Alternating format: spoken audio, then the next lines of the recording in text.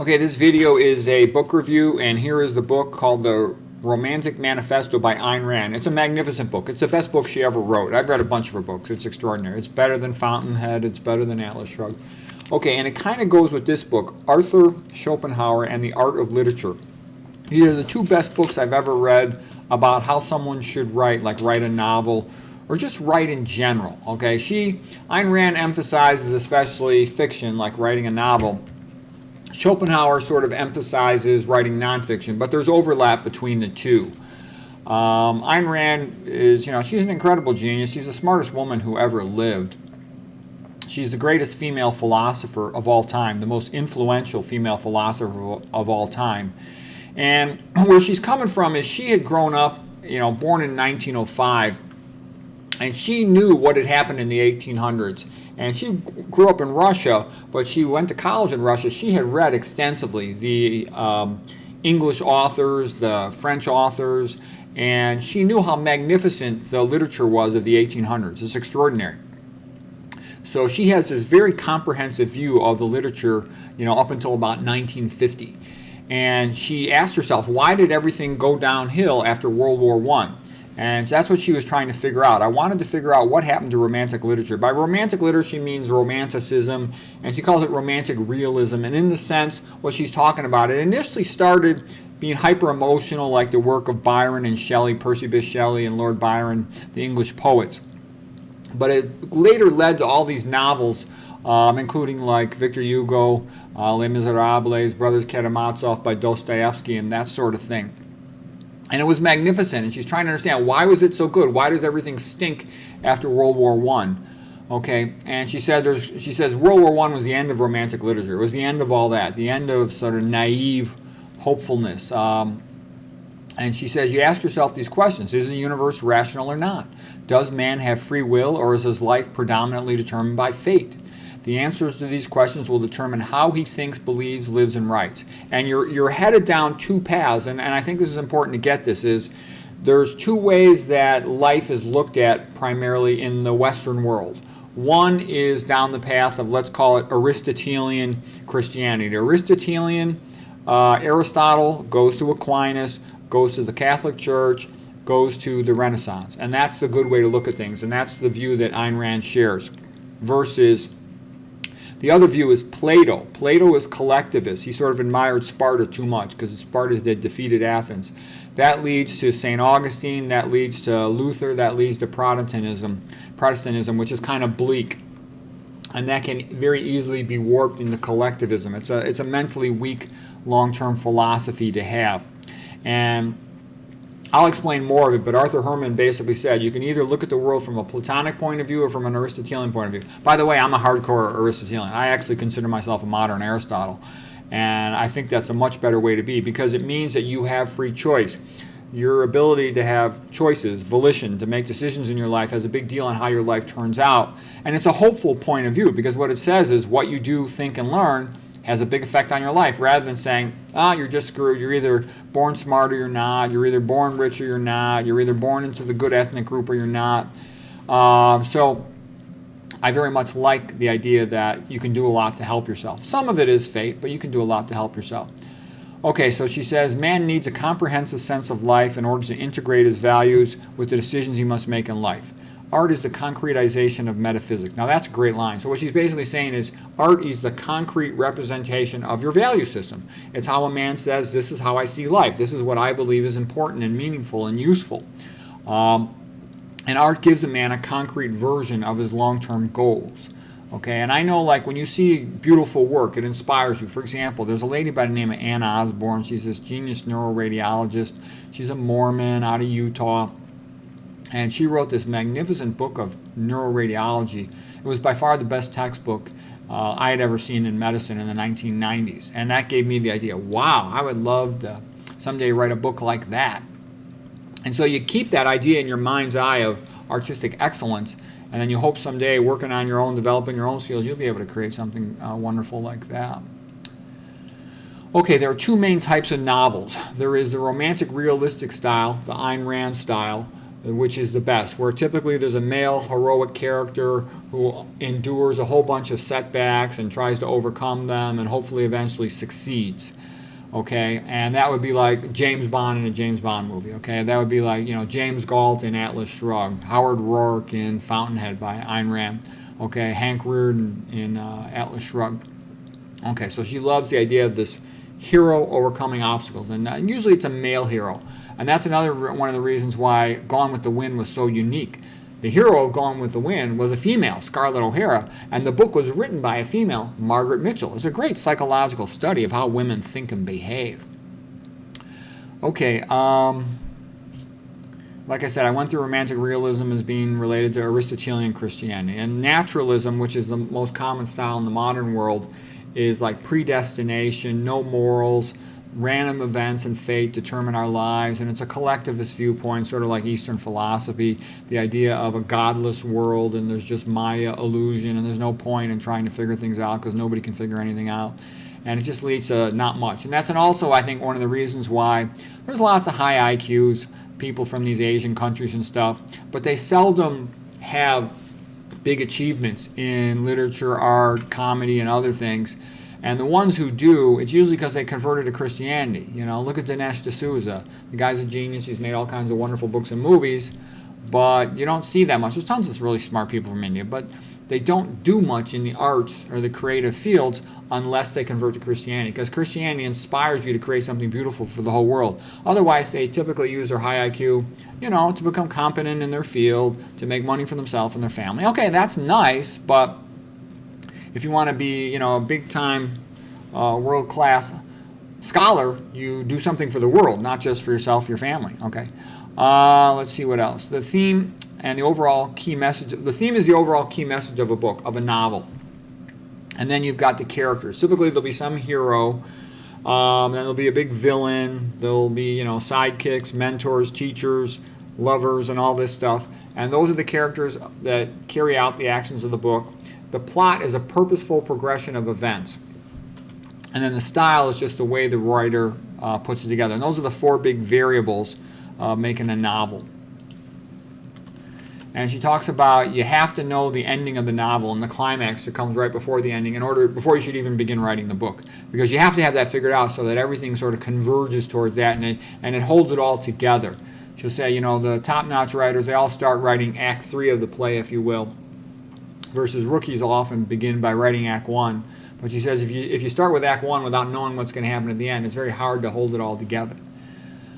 She said destruction of romanticism in literature is like destruction of individualism in ethics. And yeah, she's right. Basically, there are things that support collectivism, meaning this, nobody can own property, nobody can have free speech, and we're all just farm animals, all right?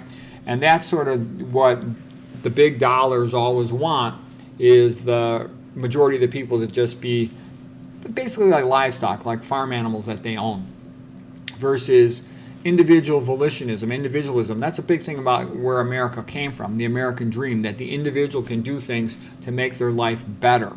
And that goes into individualism, capitalism, and all that stuff, and an Aristotelian view of the world. Okay, so what she's saying is that she's seen systematically these institutions being destroyed. The public school system was destroyed. Okay, you see groups like the Boy Scouts destroyed. You see, the art of painting destroyed and replaced with modern art. The art of sculpture destroyed and replaced with nonsense, okay, like Picasso's sculpture, that thing you don't even know what it is, all right? And nowadays, even worse, they make statues of turds. Okay, so anyways, that's what she's talking about. So what she's basically saying here is she believes that the world of literature was infiltrated by persons with bad intentions to promote collectivism, and they destroyed romantic realism, plus some of it happened as an inevitable consequence of the devastation of World War I, okay? And what she's trying to say is, let me tell you about what it was like before World War I back in the 1800s. I saw it. It does exist. Mankind is capable of this. It's magnificent. It's aesthetic light years ahead of where we are at today. And she wants to hold up to the sight of man how beautiful and wonderful literature and art can be. And she's afraid that a barbarian curtain is descending over the West. And she's absolutely right. That's what I mean by this lady's such a genius. Everybody talks about Nietzsche, back in like around 1880, he predicted that as God was fading out of man's viewpoint in Europe, that there would be endless trouble and wars and devastation and sadness amongst mankind. And she's basically saying all of that has now reached literature and is destroying literature. And it's going to take a big effort for literature to make a comeback, is what she's basically saying. And what I like about it is she's putting together lots of things that I didn't understand before about literature. And don't get me wrong, I've read this book. I've read her book like over about 5 times. It's such a masterpiece, okay? And like she explains to me, for example, I knew when I had taken a class in Russian literature when I was in college at Stanford, and I knew that I hated Tolstoy. And I didn't know why. I'm just like, this guy is an asshole. I would read Tolstoy and I'm like, his book is so beautiful. His description of the characters, like Anna Karenina, the relationship between Anna and Vronsky. Vronsky, they would talk about him sitting in a stagecoach rubbing his calf on a hot sunny day. And I'm like, wow, it's magnificent. I felt like I was there. But at the end of the book, basically they had an illicit affair. And she had been married to some grouchy old guy she had nothing in common with. But the way the book worked, you could never see meaning, purpose, volition, and hope. And in the end, Anna commits suicide, and Vronsky pretty much does the same thing, going out to some trivial, meaningless conflict, where he's, going to get killed. And it was sort of like, what was the point of that book? Why did I just read hundreds of pages to see the 2 lead characters commit suicide? What the crap was that? And so what Ayn Rand would say, she says, Tolstoy is evil. She says, I despise Tolstoy. I hate Tolstoy. She says, to read Tolstoy is like walking into a backyard that's unsanitary and you do not care to enter it, full of dog turds, okay? And I agree with her. The more you study Tolstoy, the more you will hate him. Read about Tolstoy's biography in the book Intellectuals by Paul Johnson. He was terrible to his family. He was terrible to his serfs. He was a scumbag. You won't like him. Anyways, Dostoevsky's much better. With Dostoevsky, there's hope. With Dostoevsky, there's redemption, okay? And you read Brothers Karamazov, Alyosha, the great, Christian man, that's inspired me, because I saw how Ivan, even though he was a genius, Ivan couldn't, because he was trending into atheism, and it just messed him all up. And I actually think Ayn Rand's trend into atheism prevents her from, seeing the human side of characters, okay? Because her characters are kind of stiff. They're square characters, if you will, to project her philosophic views rather than emotional characters you can relate to. Okay, Scarlett O'Hara in Gone with the Wind, magnificent character. She reminds me of a lot of women I've known in my life, and it's a great insight into how she behaves, how they think. I found that highly valuable, especially the line where she said men are so conceited, they believe anything you tell them, and that makes it so easy to manipulate. And I'm like, oh my God, that's my wife thinking out loud. All right, my ex-wife.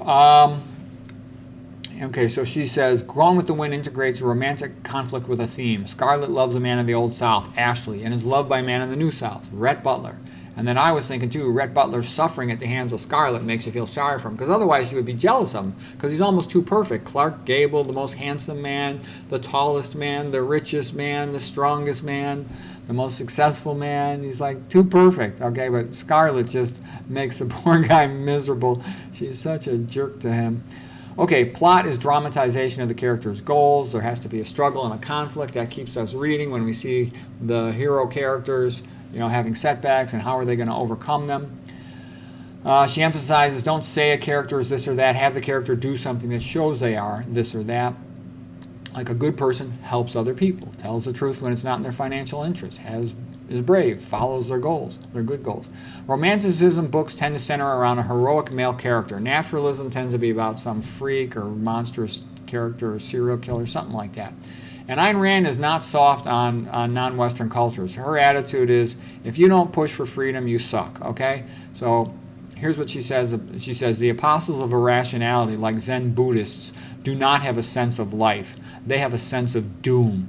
Okay, so she's not at all buying any of these godless Eastern religions. She also doesn't go at all for third world.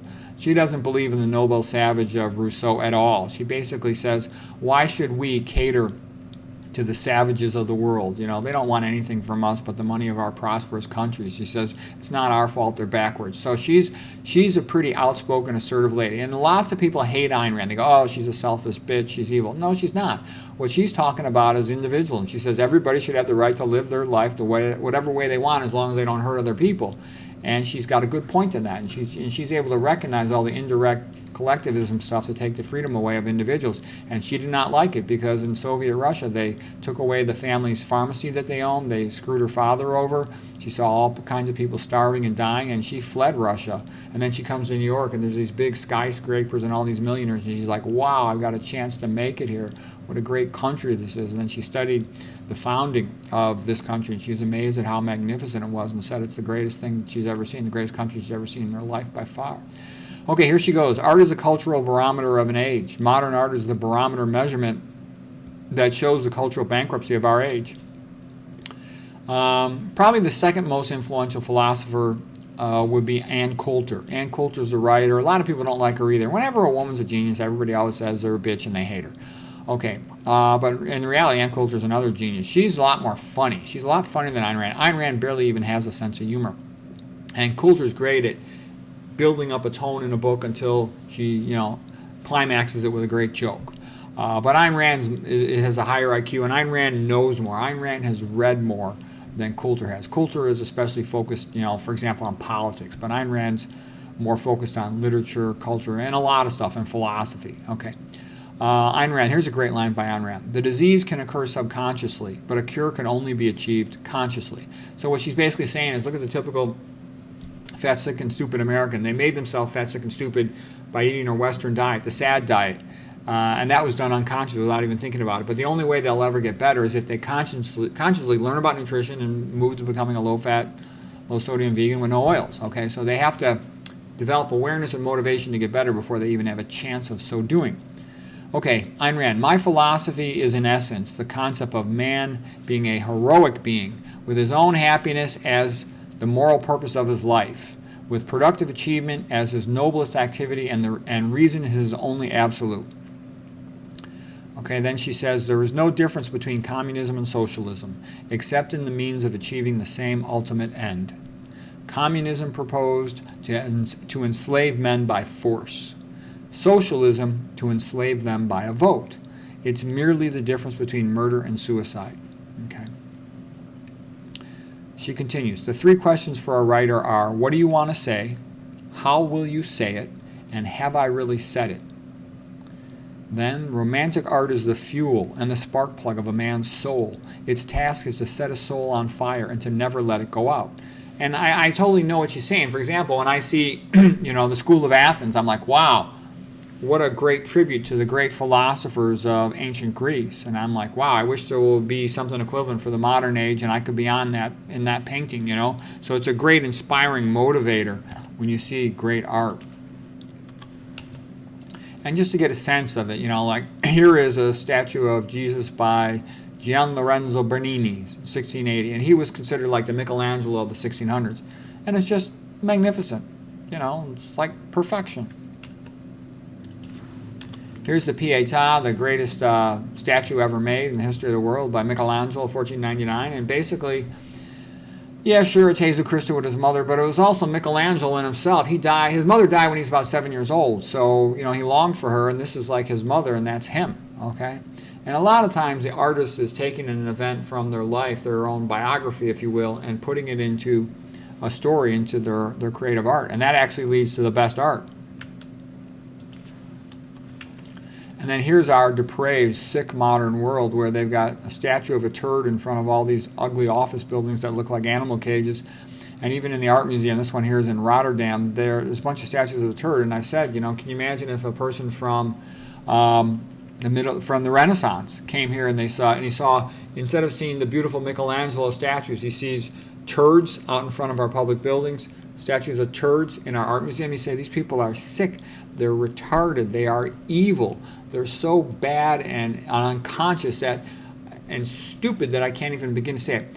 It's a disgrace. People should be protesting this. You should say, get this piece of crap out of here. We don't want a piece of crap in front of our building. We don't want our building to look like animal cages. We don't want statues of feces in our art museums? Get out of here. This is an insult. And if you're not insulted by it, then you're stupid, okay? This is a major insult. Okay, Ayn Rand continues, and I call her a Christian atheist because even though she says she's an atheist, all she ever does is say how great Christian art is, nonstop. She goes on and on about it. Okay, again, I am the bridge between the aesthetic achievements of the 19th century and the minds that choose to discover them. It is impossible for the young people of today to grasp the reality of man's higher potential and what a scale of achievement it had reached. But I have seen it. I know it was real, that it existed, that it is possible. It is this knowledge that I want to hold up to the sight of men over a brief span of less than a century, before the barbarian curtain descends altogether, if it does, and the last memory of man's greatness vanishes into another dark ages. Okay, now here's a great quote by Ayn Rand. In order for a man to live, a man must act. And in order to act, he must make choices. In order to make choices, he must define a code of values. In order to define a code of values, he must know what he is and where he is. He must know his own nature and the universe in which he acts. In other words, he needs philosophy. He cannot escape from this need. His only alternative is whether the philosophy guiding him is chosen by his mind or by chance. And here she is going on about Victor Hugo. I love the work of Victor Hugo in a deeper sense than admiration for his superlative literary genius, and I find many similarities between his sense of life and mine, although I disagree with virtually all of his explicit philosophy. Yeah, Victor Hugo is kind of interesting. He's been called the retarded genius because his books are sublime. They're awesome. They're beyond like normal human effort. But in his own personal life, he was a little stupid about a lot of things. And he didn't really understand economics or philosophy or politics. But man, when he wrote his book, it's like his subconscious mind understood better than his conscious mind. Ayn Rand continues, I like Dostoevsky for his superb mastery of plot structure and for his merciless dissection of the psychology of evil. Even though his philosophy and sense of life are almost diametrically opposed to mine. Yeah, she just had a thing against Christianity. She said, I cannot stand Tolstoy. His sense of life is not merely mistaken, but it is evil. Anna Karenina is the most evil book in serious literature. Hugo gives me the feeling of walking into a cathedral. Yep, there she goes again, admiring all the Christian writers. The integration of an important theme with a complex plot structure is the most difficult achievement possible to a writer, and the rarest. Its great masters are Victor Hugo and Dostoevsky. If you wish to see literary art at its highest, study the manner in which the events of their novels proceed from, express, illustrate, and dramatize their themes. The integration is so perfect that no other events could have conveyed the theme.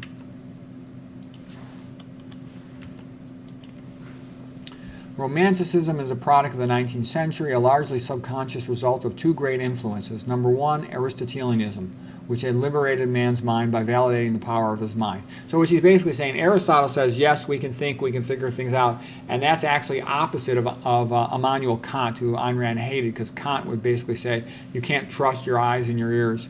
And she'd say, oh, shut up, Kant, you evil hippie scumbag.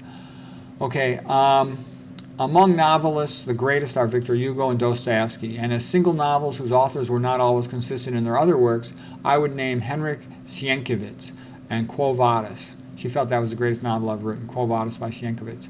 And also Nathaniel Hawthorne's The Scarlet Letter. That's a magnificent book as well.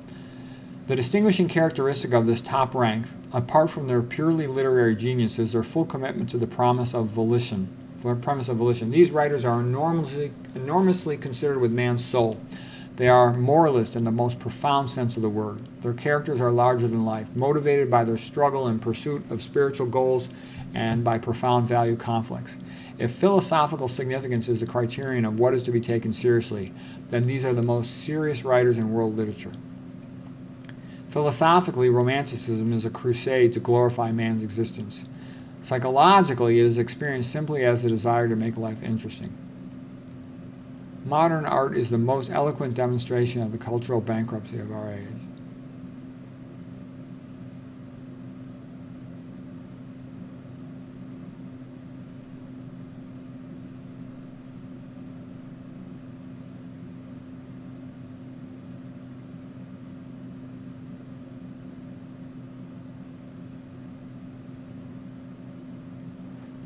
Okay.